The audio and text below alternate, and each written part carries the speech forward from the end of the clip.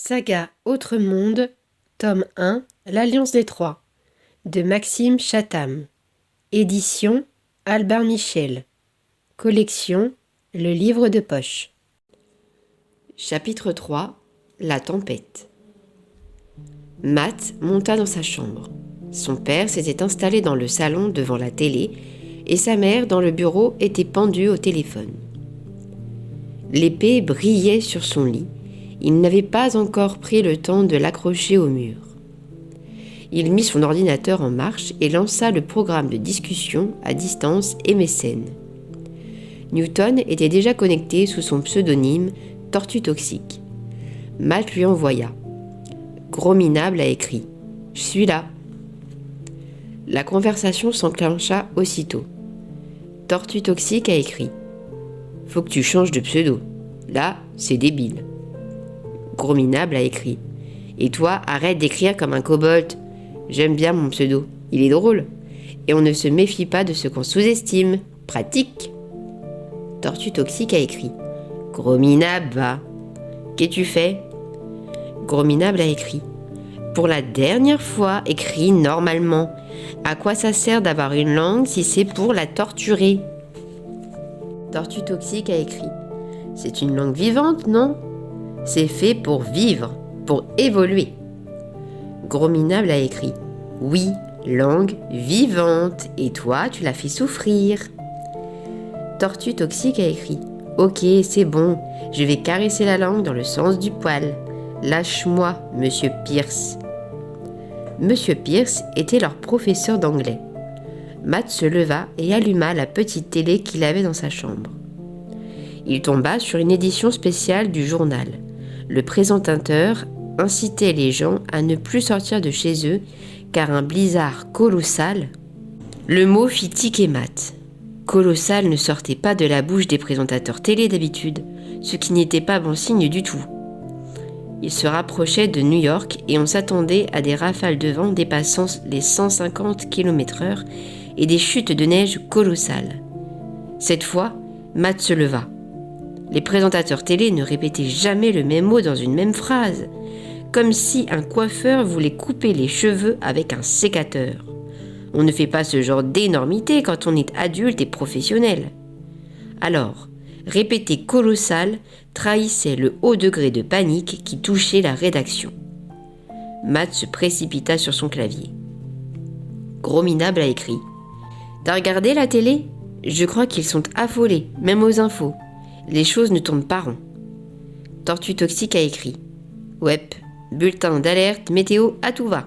J'étais aussi sur MSN avec mon cousin à Boston et depuis 5 minutes, plus rien. Je viens d'essayer de l'appeler et la ligne est en dérangement. Sur les infos, ils disent que le blizzard est au-dessus de Boston en ce moment. » Tobias se connecta. Castor Magique a écrit « Salut les gars, j'ai parlé à mes parents. Ils ne m'ont pas cru. » Tortue Toxique a écrit « Sans blague, et tu t'attendais à quoi ? Qu'ils aillent chercher le numéro de SOS Fantôme dans le bottin pour nous sauver ?» Castor Magique a écrit « Je sais pas. Compter sur ses parents, c'est pas un truc qu'on t'a appris ? Pour le coup, c'est raté. » Matt allait se mêler de la conversation lorsque son attention fut captée par la télévision. L'image se voilait. Des parasites firent tressauter le présentateur. Ça, c'est la transmission satellite. Ça veut dire que la tempête approche. Et comme pour le confirmer, une gigantesque ombre s'étendit sur l'avenue. Matt se précipita contre la fenêtre. Toute la rue était plongée dans un clair-obscur crépusculaire qui fit ressortir les centaines de lumières des immeubles. Matt eut l'impression qu'un gigantesque oiseau stagnait au-dessus des toits. Il inspecta les cieux. Un nuage noir recouvrait toute la ville. Un nuage colossal. Le vent s'engouffra dans l'avenue et frappa la fenêtre avec un sifflement strident. La lucarne cathodique se brouilla, les couleurs s'évanouirent. Puis, après un pop, l'image disparut complètement. Écran noir, bientôt remplacé par la mire. Matt zappa et découvrit que la plupart des chaînes subissaient le même sort. Elles se coupaient toutes, les unes après les autres. Le jeune garçon se cala devant son ordinateur. Corminable a écrit « Ça y est, le blizzard est au-dessus de nous. C'est arrivé plus vite qu'il ne l'avait annoncé. Il n'y a même plus de télé. » Tortue Toxique a écrit « Tu m'étonnes, c'est la panique dans ma rue. Les gens ont été pris de vitesse. Ça klaxonne de partout. J'ai les... » Newton n'acheva pas sa phrase. Matt patienta 1 minute, mais rien ne vint. Soudain, un message s'afficha. « Vous êtes déconnecté d'Internet. » Matt tenta de relancer l'opération, y compris en rebranchant le modem, sans succès. Qu'est-ce qui se passe ? Brusquement, l'éclairage de la chambre se coupa. Matt se retrouva dans une pièce sombre et silencieuse. « Blackout !» s'écria son père du salon.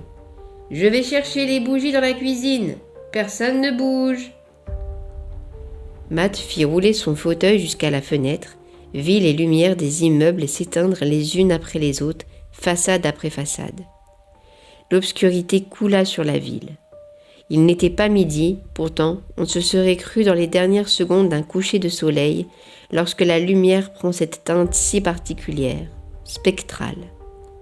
Et c'était exactement ça, la lumière des fantômes, celle qui ne perce pas les ténèbres, qui ne fait que souligner la vie un bref instant. Le père de Matt toqua à la porte et déposa sur le bureau une bougie allumée dans un petit bougeoir. « Te fais pas de bile, fiston, le courant va revenir. »« Tu as vu les infos, papa ? Le blizzard ne devait arriver que dans l'après-midi. »« Ils se sont encore plantés. Je te le dis, moi, le gars qui fait les prédictions météo, il devrait se faire virer. C'est de moins en moins fiable. » Son père était enjoué. Il prenait tout cela à la légère. À moins que ce ne soit pour te rassurer, songea Matt. Et ça peut durer longtemps, un black machin ? Un blackout ? Ça dépend, 2 minutes ou comme 2 jours, en fonction des travaux à effectuer. T'en fais pas, à l'heure où nous parlons, des dizaines de techniciens s'acharnent déjà à faire revenir tout ça à la normale. L'optimisme de son père le tuait. C'est souvent ça avec les adultes. Trop optimiste ou trop pessimiste. Matt voyait rarement les gens rester sereins, sans trop en faire. Et d'ailleurs, les films le montraient bien. En cas de catastrophe, une partie des gens criait et entraînait les autres vers le drame, et l'autre partie qui se croyait invulnérable ne finissait guère mieux. Les héros étaient ceux qui savaient rester au milieu, prenant les choses sans trop d'émotion, avec juste le recul nécessaire. Était-ce vrai au quotidien ? Les gens bien, les héros de ce monde, étaient-ils capables de se modérer en toutes circonstances ? Allez, c'est le moment de ressortir les bons bouquins d'horreur, fit son père. N'as pas un Stephen King à te mettre sous la dent ? Dans des conditions pareilles, ce serait un moment de lecture inoubliable. Sinon, je dois avoir ça dans ma bibliothèque. J'ai ce qu'il faut, merci pas. Son père le scruta un instant, sans trouver les mots, ceux qu'il aurait aimé faire entendre à son fils. Il lui fit un clin d'œil avant de sortir et referma la porte. La bougie brûlait en diffusant une clarté ambrée. Sûr que c'était idéal pour lire. Mais Matt n'en avait aucune envie. Il était trop inquiet par ce qui se passait dehors. Il pivota vers la fenêtre. À présent, de gros flocons de neige fusaient dans le vent, manœuvrant dans l'air avec la puissance et l'adresse d'un avion de chasse. En quelques minutes, l'avenue disparut derrière un épais rideau tourbillonnant. Matt n'y voyait plus rien. C'était fini.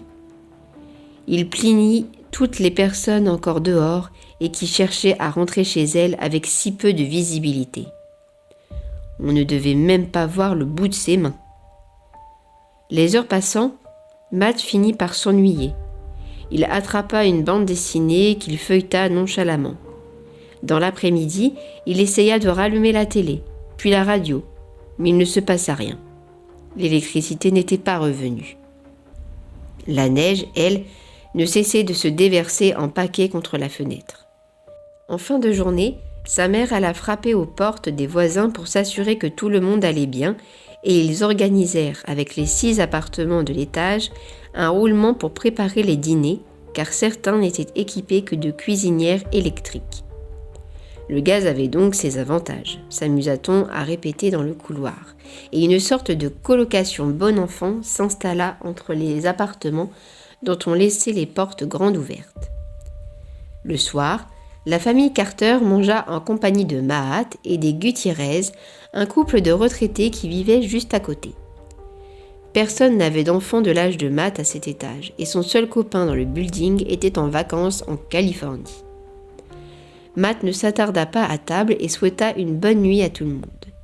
Mahat le salua avec plus de tendresse que ses parents, qui étaient en pleine discussion avec les Gutiérrez. Il s'empara au passage d'un paquet de biscuits et s'enferma dans sa chambre. Provisions en cas de petit creux nocturne, lampe de torche pour y voir clair en cas d'envie de pipi et une formidable tempête à l'extérieur pour égayer la nuit. À force de voir tout le monde plaisanter de la situation, Matt avait décidé lui aussi de prendre tout cela à la légère. En tout cas, avec plus d'excitation et moins d'angoisse. Oui, le blizzard était énorme. Oui, il leur était tombé dessus plus tôt que prévu. Mais cela n'en faisait pas pour autant la fin du monde. Sauf qu'il y a tous ces signes étranges depuis quelques jours. Le vieux vendeur à langue de serpent, les billes yeux, les éclairs à valeur de gens, tout ça faisait beaucoup. En même temps, maintenant que les heures étaient passées sur ses souvenirs, Matt les estimait moins perturbants. Il devait bien y avoir une explication rationnelle à tout ça. Un truc d'adulte que Matt et ses amis ne pouvaient saisir. Oui, peut-être une drogue des terroristes dans l'eau potable de la ville qui donnait des hallucinations. Pourquoi pas ? On parlait sans cesse des terroristes.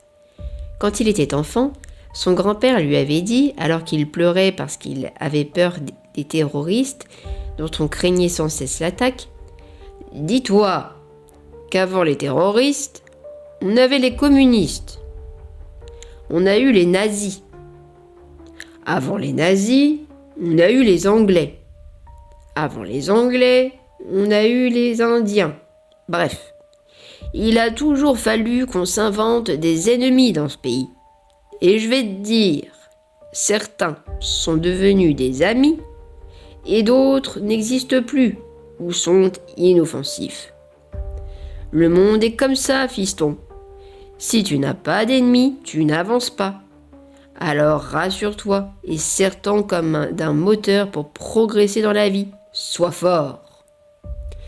Sur quoi, sa mère lui avait dit que grand-père était un pecno de républicain.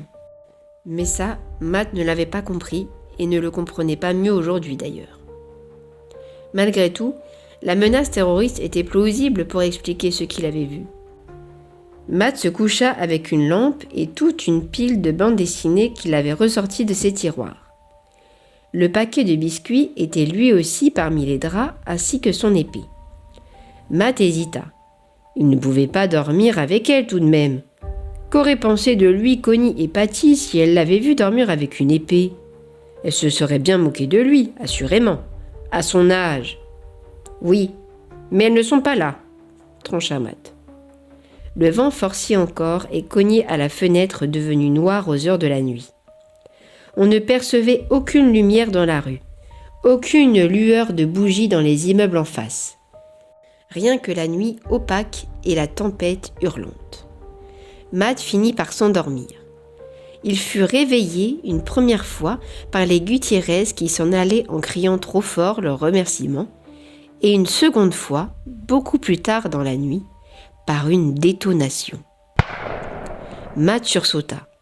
Ses paupières battaient la chamade au même rythme que son cœur.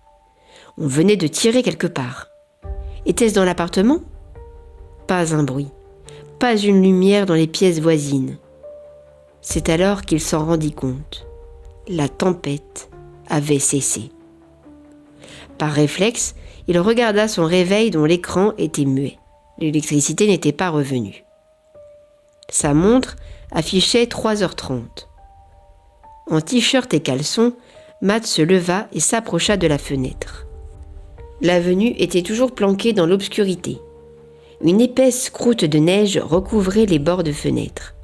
Alors, l'explosion percuta de nouveau le silence, loin dans la ville, et pourtant considérable. Il recula d'un pas instinctivement. « Qu'est-ce que c'est que ce boucan ?» murmura-t-il, convaincu cette fois que ce n'était pas un coup de feu. Il revint se plaquer contre la vitre froide et scruta l'obscurité. Un puissant flash bleu illumina l'horizon et durant une fraction de seconde, les contours des buildings apparurent en ombre chinoise sur le ciel. « Waouh !» fit-il en reculant à nouveau, cette fois sous l'effet de la surprise. 3 éclairs simultanés déchirèrent la nuit. Des éclairs bleus. Et aussitôt, la ville au loin se mit à clignoter sous les flashs. Matt compta une 12aine d'éclairs qui surgirent sur les immeubles, comme d'immenses mains qui s'y accrochaient. Puis, 2 fois plus. Et en moins d'1 minute, Matt ne pouvait plus les compter. Il ressemblait à celui qui avait fait disparaître le clochard dans l'impasse, mais en version géante. Il glissait sur les murs à toute vitesse, et Matt eut l'impression qu'il touchait les parois comme on palpe un fruit pour savoir s'il est mûr avant de le manger. Puis encore, il avançait, il venait vers lui. « Oh non, pas ça !» dit-il tout bas. Il fallait sortir et se retrouver dehors avec ces machins ? Non, pas une bonne idée. Au contraire, il devait rester à l'abri et peut-être qu'il passerait au-dessus ou à côté, sans faire de dégâts. Matt guetta l'horizon. Il se rapprochait très vite. Le vent se réveilla et des volutes de neige se soulevèrent pour dessiner des tourbillons. Cette fois, le vent soufflait dans l'autre sens. Que se passait-il ? Une autre tempête allant dans la direction opposée ? Un coup de tonnerre fit résonner toute l'avenue lorsqu'un éclair gigantesque s'éleva du sol pour se jeter sur un immeuble de l'autre côté de la rue. Matt vit l'énorme arc électrique grimper de fenêtre en fenêtre et lancer ses tentacules crépitants pour les atteindre le plus vite possible. C'est une grosse main ? C'est ça ? Une grosse main ? Et alors, tandis qu'il croyait avoir vu le plus terrifiant, Matt découvrit, en plissant les yeux, que les extrémités de l'éclair ne faisaient pas qu'escalader l'immeuble. Elles entraient par les fenêtres qui explosaient et ressortaient aussitôt en laissant une fumée blanche dans leur sillage. Ce truc est en train de volatiliser les gens, comme le clochard ce matin. Ils allaient tous se faire absorber, disparaître en une fraction de seconde. Matt bondit sur son pantalon qu'il enfila à la hâte et enfonça ses pieds dans ses chaussures sans prendre le temps de mettre des chaussettes. Il ne savait pas où aller, mais il ne fallait pas rester là. Peut-être que dans le couloir, il serait protégé de ces infâmes. Un autre claquement féroce le fit sursauter, alors qu'un nouvel éclair venait d'apparaître sur la façade juste en face de la sienne. Survivre n'était plus qu'une question de temps. Prévenir ses parents. Un flash bleu l'aveugla et le plancher se mit à trembler. Un grondement monta depuis les fondations de l'immeuble. Un éclair était sur eux, en train de grimper vers Matt, dévorant les gens d'étage en étage. « Pas le temps !» dit-il tout haut en voyant son manteau dans un coin de la pièce. Il se précipita dans le corridor. Son père dormait sur le canapé du salon, sa mère dans leur chambre. « Vite !» Les murs aussi se mirent à trembler. Le grondement devint plus fort, assourdissant. Et juste avant que Matt n'entre dans le salon, les fenêtres explosèrent. L'éclair dévasta tout, accompagné par un vent phénoménal qui hurlait, traversa l'appartement de part en part. Lorsqu'il arriva sur Matt, le garçon eut à peine le temps de mettre les mains devant son visage pour se protéger, qu'il le foudroya et repartit en laissant une épaisse fumée blanche derrière lui.